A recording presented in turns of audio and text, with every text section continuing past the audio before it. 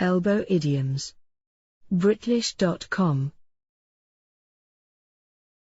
Elbow someone aside.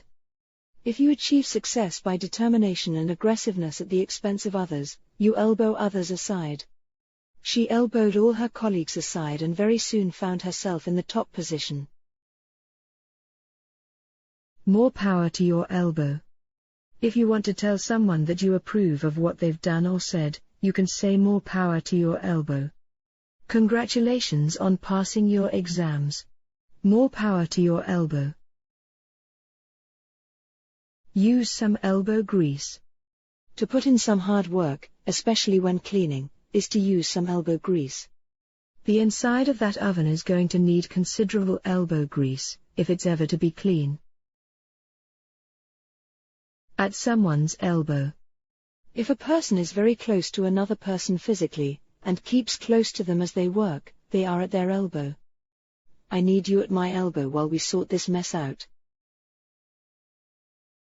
Get the elbow. If someone ends a relationship with you or fires you from a job, you have been given the elbow.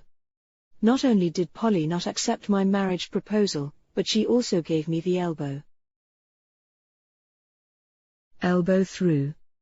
To elbow your way through something is to forcibly push people out of the way to get to do what you want to do. She elbowed her way through to the door and left the party in disgust. Elbow room. When you are given the freedom and opportunity to do what you want, you are given elbow room. If you really want me to solve these problems, you're going to have to give me plenty of elbow room. Up to your elbows in. When you're up to your elbows in something, you are very busy and occupied by it. I've been up to my elbows in idioms since I began writing this book.